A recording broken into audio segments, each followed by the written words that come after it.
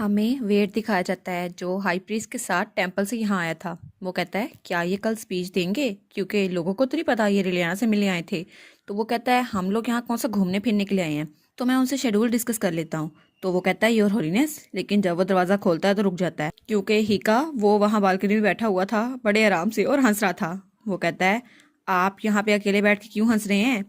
तो होली प्रीस्ट कहता है कुछ अच्छा हुआ था। तो वो कहता है इनके लिए अच्छा हुआ है, इसका मतलब है किसी और के लिए बुरा हुआ है। क्या वो बटलर था, वो बेचारा तो ऐसे ही फिस गया। तो वो कहता है आपने कहा कुछ अच्छा, तो क्या हुआ। वो कहता बस मैंने कुछ ऐसा देखा जो कुछ एम्बैरसिंग था, लेकिन चलो मुझे वो पसंद आया। और एलियाना बहुत ज़्यादा चालाक है, आखिर वो मेरी ग्रैंड डॉटर है ना, और बहुत ज़्यादा स्पेशल है। तो वो कहता है आपका मतलब आपको कोई नापसंद आया, इसका मतलब ड्यूक है ना। पता नहीं इनके दरमियान का तनाज़ा कब ख़त्म होगा। और सर्वेंट्स तो इस पास ही अनकंफर्टेबल हो गए हैं कि ड्यूक और ये रेलियाना किसको चूज़ करेगी। और वो सोचता है ये थॉटलेस ओल्ड मैन पता नहीं कितने मसले खड़े करेगा। तो वो कहता है ओ आप ऐसे हंस रहे थे ना तो थोड़ा क्रीपी लग रहा था, और वो तो बिल्कुल ऑनेस्ट था। तो वो कहता है क्या क्रीपी, तुम्हारी हिम्मत कैसे हुई मेरे हंसने को क्रीपी कहने की, शर्म कर लो थोड़ी सी। तो वो वहां से जाते हुए कहता है नहीं नहीं, मेरा मतलब था क्या आप कल स्पीच देने वाले हैं। तो वो कहता है स्पीच फिक्र मत करो, मैं तो सोते हुए भी स्पीच लिख सकता हूँ। तो वो कहता है ये आप भी हो फिर भी ये सोते हुए स्पीच लिखना किसी के बस की बात नहीं है। लेकिन उसके सामने कहता है ठीक है आप ये कर लेंगे। तो वो कहता है अच्छा, तो जब कल मैं स्पीच दे दूं तो रेलियाना को मेरे पास लेकर आना, सिर्फ वो आए और कोई ना आए। तो वो कहता है ओ मिस रेलियाना, मतलब लेडी मैकमिलन, लेकिन क्यों। तो वो कहता है मुझे उससे प्राइवेटली कुछ बात करनी है, और मेक श्योर करना कोई उसके साथ ना आए, और वो डेविल तो बिल्कुल नहीं। वो कहता है अच्छा ड्यूक, नहीं नहीं वो नहीं आएंगे। वो कहता है ठीक है जैसे आप कहें। और वो वहां जाते हुए सोचता है जैसा हिज होलीनेस कहें वैसा करना ही होगा मुझे। और उसके जाने के बाद हिका बिल्कुल चुप हो चुका था, और वो तो स्माइल भी नहीं कर रहा था। और वो सोचता है अब रेलियाना जाग गई है तो अब कोई फर्क नहीं पड़ता, अब वो ठीक हो चुकी है। लेकिन वो सोचता है ये आखिर हुआ कैसे, लेकिन मुझे ऐसा क्यों लग रहा है जैसे उससे ब्लैक मैजिक निकल रहा हो। और वो सोचता है ये हो कैसे सकता है। और उसके बाद हमें सुबह का सीन दिखा जाता है, और वहाँ कोई लोग को रोक रहा होता है। वो कहता है रुक जाओ तुम लोग यहाँ एंटर नहीं हो सकते। और वहाँ बहुत ज़्यादा भीड़ थी, और वो कहता है प्लीज़ आप लोग एक दूसरे को धक्के ना दे, होली प्रीस्ट सबसे नहीं मिल सकते। तो वहाँ एक औरत रेलियाना के खड़ी थी, वो कहती है हाई प्रीस्ट इतनी दूर यहाँ पर स्पीच देने के लिए आए हैं, लेकिन वो ऐसा क्यों कर रहे हैं। तो दूसरा कहता है मुझे लगता है वो यहाँ के ताल्लुकात वहाँ से बेहतर करना चाहते हैं इसलिए। तो रेलियाना सोचती है ऐसा कुछ भी नहीं है, अब इनको क्या बताऊँ वो मेरे लिए आया था। और फिर हमें पहले का सीन दिखा जाता है जब हाई प्रीस्ट वहां से आ रहा था, तो वेड उसे रोकते हुए कहता है हाई प्रीस्ट आप ऐसे ही कहीं नहीं जा सकते, और नेबरिंग कंट्री में तो बिल्कुल नहीं। और आपके यहाँ टेम्पल में इतने ज्यादा मसले हैं, आप उनको तो हल करें। तो वो तो जिद में आ गया था। वो कहता है तुम फिक्र ना करो, मुझे वहां जाना है रिलियाना के पास, वो बीमार पड़ी है और मैं यहाँ पे मसले हल करूं। तो वो उसके ऊपर से उछल के वहां चला जाता है। तो वो कहता है फिर भी और होलीनेस अगर आपको यहाँ से जाना है तो कोई जस्टिफिकेशन तो होगी लोगों को जो दे सके। तो वो कहता है जस्टिफिकेशन, बस ये जस्टिफिकेशन होगी नहीं कि मैं वहां पर स्पीच देने के लिए जा रहा हूँ। तो उसके बाद वो स्पीच देता है और सब लोग उसको सुन रहे थे, और रेलियाना वो भी सबके साथ क्लैपिंग करती है। वो कहती है देखने में तो ये कितना स्टाइलिश लगता है, लेकिन चलो आखिर में ये है तो हाई प्रीस्ट, लोगों के सामने इसका इमेज तो बन गया। तब वेड आता है और उसे बुलाता है, कहता है लेडी मैकमिलान। तो रिलियाना कहती है हाँ। तो वो उसके कान के पास आकर कहता है आप माइंड नहीं करे तो मेरे साथ चलेंगी, हिज होलीनेस ने आपको बुलाया है। तो वो कहती है हिज होलीनेस, लेकिन क्यों। तो वो कहता है नहीं मुझे पक्का कंफर्म तो नहीं है, लेकिन वो चाहते हैं आपसे बात करें। तो रिलियाना उसके पीछे चलने लग जाती है, और फिर वहां से गुजरते हुए कहता है हिज होलीनेस वो कभी कभी अनरीजनेबल हो जाती है। तो वो कहती है हाँ ये बात तो बिल्कुल सच है, लेकिन कभी कभी वो तो हर वक्त ही अनरीजनेबल रहता है। तो वेड कहता है उन्होंने चर्च में अपनी पूरी जिंदगी अकेले गुजारी है, इसलिए उनको पता नहीं है लोगों से सोशलाइज कैसे करते हैं। और फिर वो कहता है वो बहुत ज़रा मगरूर है और बहुत ज़्यादा जिद्दी। तो रिलियाना कहती है क्या ये उसकी बुराई तो नहीं कर रहा। तो वो कहता है हाँ, और वो बहुत ज़्यादा एंटी सोशल भी है। तो रिलियाना सोचती है ये तो उसकी पीठ पीछे बुराई कर रहा है। तो वो पीछे मुड़ करके कहता है लेकिन कुछ भी हो वो दिल के बहुत ज़्यादा अच्छे हैं, लेकिन आखिर में है तो वो लोनली। तो मैं उम्मीद करता हूँ आप इस बात को समझती होंगी, क्योंकि वो आपको बहुत ज़्यादा पसंद करते हैं माई लेडी। तो रिलियाना सोचती है इतनी तारीफ करने के बावजूद वो फिर भी उसको कर्ज ही कर रहा था। और वो वहां पर पहुंच चुके थे। तो वेड दरवाजा खटखटाता है और कहता है योर होलीनेस मैं हूँ वेड डेविस, और मेरे साथ मिस मैकमिलान आई है। तो वो कहता है ठीक है अंदर आ जाओ। और उसके बाद वो अंदर पहुंच चुके थे, और वो हाई प्रीस्ट वो अपने बच्चे वाली फॉर्म में था। तो वो रेलियाना को कहता है तुम आराम से आके बैठो, और वेड से कहता है वेड अब तुम जा सकते हो। तो रेलियाना वहां पहुंचती है, तो वो कहता है अब तुम कैसी हो, तुम्हारी कंडीशन वो कैसी है। तो वो कहती है हाँ मैं ठीक हूँ, आपकी वजह से मैं बहुत ज़्यादा ठीक हूँ, और थैंक यू योर होलीनेस। तो वो कहता है ग्रैंडपा, मुझे ग्रैंडपा बुलाओ। तो वो कहती है ऑल राइट ग्रैंडफादर। तो वो कहता है मैंने तुम्हें यहाँ इसलिए बुलाया था, मुझे तुमसे कुछ पूछना था। तो रेलियाना कहती है ओके, जैसा आप चाहे पूछ सकते हैं। तो वो कहता है तुमने क्या किया था? तो रेलियाना कहती है क्या? तो वो कहता है मैं तुमसे पूछ रहा हूँ तुमने उस दिन क्या किया था। तो रेलियाना कहती है आप क्या कह रहे हैं, मैं इस बात को समझ नहीं पा रही। तो वो कहता है तुमने कहा था कि तुम बीमार हो गई हो, लेकिन मेरी ब्लेसिंग्स के बावजूद कोई बीमार कैसे हो सकता है? कोई भी चीज़ तुम्हें इफेक्ट नहीं कर सकती। लेकिन तुमने कहा तुम्हें नज़ला हो गया है और उसकी वजह से तुम बुखार में थी।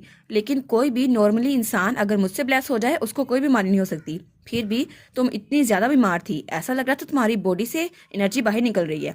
तो ऐसा लगता है जैसे तुम्हारी अपनी सोल तुम्हारी बॉडी को डिफाई कर रही है। तो रेलियाना ये सुनकर शॉक हो जाती है और वो कहती है क्या मुझे इसे बता देना चाहिए था? और वो कहती है सिर्फ एक वजह हो सकती है, इसको सोचने की सिर्फ और सिर्फ एक वजह है, क्योंकि ये बॉडी ये तो मेरी है ही नहीं और इस बॉडी का हकदार तो कोई और है। और तब वो सोचती है नहीं, मैं अगर कहूँगी तो उसे यकीन नहीं आएगा। तो हाई प्रीस्ट कहता है मुझे बताओ, और वो उसके हाथ पे हाथ रख के कहता है कोई बात नहीं, चाहे कुछ भी है तुम मुझे बता सकती हो। तो वो कहती है नहीं, मेरा मतलब है कि, तो वो अपना हाथ पीछे करती है। तो हाई प्रीस्ट कहता है कुछ नहीं होता, अगर तुम चाहो तो मुझे बता सकती हो, मैं तुम्हें जज नहीं करूंगा। तो रेलियाना उसको सारी बात बता देती है, यही कि वो साउथ कोरिया से आई है और उसका असल नाम यूनहा है और वो रेलियाना की बॉडी में आई है। और फिर वो कहती है मैं इस दुनिया से हूँ ही नहीं, मेरी दुनिया तो कोई और है। और तब वो उसको सारी कहानी बता चुकी थी। तो वो कहती है मुझे कभी नहीं लगा था कि मैं ये क्रेजी स्टोरी किसी और को बता पाऊंगी। लेकिन वो उसकी तरफ देखती है तो हाई प्रीस्ट कहता है कैथोलिज्म में उन्होंने कहा था कि गॉडेस एक है जो हर सोल को रिकॉर्ड करती है और हर बॉडी में हर सोल उसी की रिकॉर्डिंग में है। और मैंने भी इसके बारे में बहुत कुछ सुन रखा था, लेकिन जब मैं लाइब्रेरी में इसके बारे में पढ़ रहा था तो मुझे बहुत सारी किताबें मिली थी और अब अचानक मुझे वो याद आ रहा है। और वो कहता है हर सोल एक मखसूस बॉडी के लिए मखसूस होती है, लेकिन वो कहता है और ये एक पैसेज कैथोलिक स्क्रिप्ट का है और अगर मैं इस बारे में ढूंढूं तो मुझे पता चल सकता है। और मुझे लगता है जब तुम्हारी सोल इस दुनिया में आ रही थी तो उसमें कोई मसला हुआ था, इसकी वजह से तुम्हें अपनी पास्ट लाइफ की मेमोरीज याद हैं। तो ऐसा लगता है कोई अबनॉर्मल फिनोमेना हुआ है। और जैसा कि मुझे लगता है ओरिजिनल रेलियाना की बॉडी भी इसी वजह से तुम्हारी सोल के साथ अटैच हुई है और ओरिजिनल रेलियाना की सोल वो भी कहीं भटक रही होगी नए स्टार्ट के लिए। इसलिए वो कहता है ये तुम्हारे लिए बहुत ज़्यादा मुश्किल रहा होगा, है ना? तो रेलियाना कहती है नहीं, मुश्किल तो नहीं था। तो वो उसके सर पे हाथ रखता है और कहता है कोई बात नहीं, मैं यहाँ पर हूँ। तो रेलियाना कहती है नहीं नहीं, मैं तो बहुत ज़्यादा फॉर्चुनेट थी क्योंकि मुझे अच्छी फैमिली मिली और स्ट्रॉन्ग इन्फ्लुएंस भी। तो वो उसको गले लगाते हुए कहता है कोई बात नहीं, तुम्हें फिक्र करने की कोई ज़रूरत नहीं है। तो वो कहती है योर होलीनेस। तो वो कहता है ग्रैंडपा, मुझे ग्रैंडपा कहो। तो रेलियाना कहती है ओह अच्छा। वो सोचती है ये अपने नाम के साथ कितना ऑब्सेस्ड है। तो वो कहती है हाँ हाँ ग्रैंडफादर।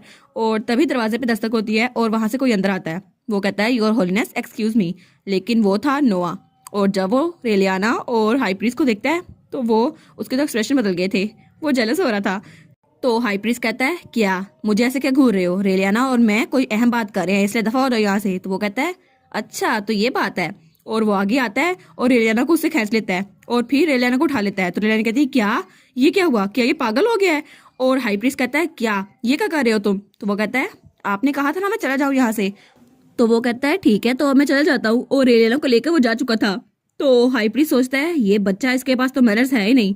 और वो कहता है अगर रेलियाना इसके साथ रही और उसने इससे शादी कर ली तो वो कहता है चलो कुछ भी हो, अभी इनका ब्रेकअप हो तो जाएगा। और वो खुश हो जाता है।